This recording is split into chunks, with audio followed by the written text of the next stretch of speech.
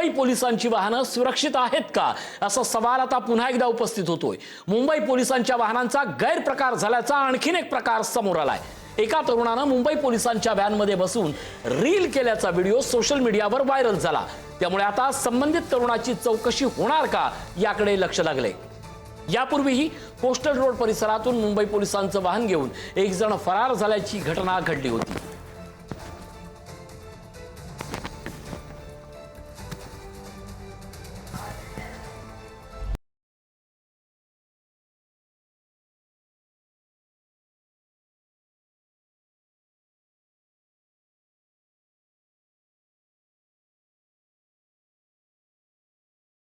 प्रतिनिधी नंदकिशोर गावडे आपल्या सोबत आहेत। नंदकिशोर, हा प्रकार फक्त रील पुरता मर्यादित राहिला म्हणून तेवढ्या पुरता थांबला, पण पोलिसांची वाहनं एवढी बेजबाबदार पद्धतीने कशी काय बाहेर असू शकतात हा प्रश्न सर्वात जास्त महत्त्वाचा निर्माण झालाय। नंदकिशोर, नक्कीच खरं तर वेगवेगळ्या गाड्या ज्या आहेत त्या मुंबई पोलीस ताफ्यामध्ये दाखल होत आहेत।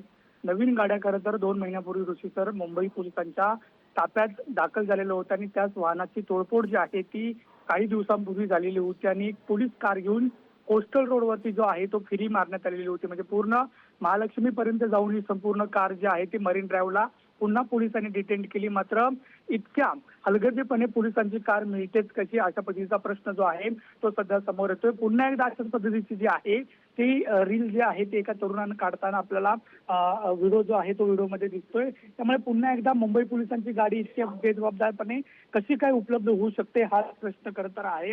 या व्हिडिओमध्ये एक मुलगा जो आहे, युवक जो आहे तो मुंबई पोलिसांची जी गाडी आहे ती गाडीचा दरवाजा काढून जो आहे तो आतमध्ये बसतोय, तो रील शूट करतोय।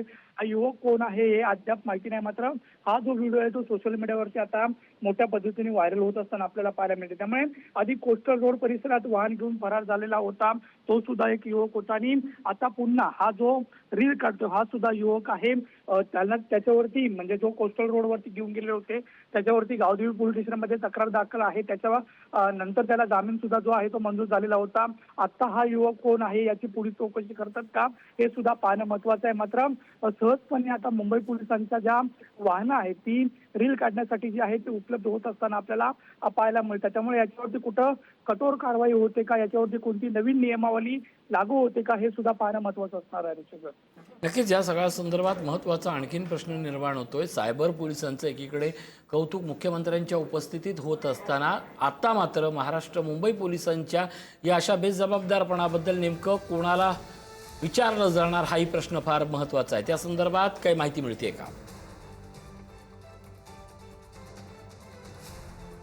तो पोलिसांच्या निदर्शनास आलाय का हे सुद्धा अजून अधिकृतरित्या माहिती नाही आहे। कारण जर पोलिसांच्या निदर्शनात आला तर त्याच्यावरती कारवाई होते का? कारण एका बाजूला सायबर जे पोलीस आहेत ते वेगवेगळ्या पद्धतीचं कौतुक जे आहेत ते करतायत, वेगवेगळे जे खुलासे आहेत ते करतायत।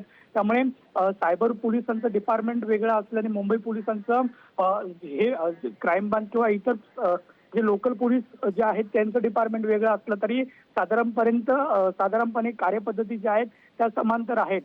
2 व्हीलर जे आहेत त्या मोठ्या पद्धतीने उपलब्ध असतात, ठिकठिकाणी लावलेले असतात। त्या ठिकाणी फोटोग्राफी सुद्धा जी आहेत ती मोठ्या पद्धतीने होते। नक्कीच एकूणच या सर्व पार्श्वभूमीवर पोलिसांनी आता दुहेरी पद्धतीनं सतर्क राहण्याची गरज निर्माण झाली आहे एवढं मात्र नक्की। धन्यवाद नंदकिशोर या अपडेटबद्दल।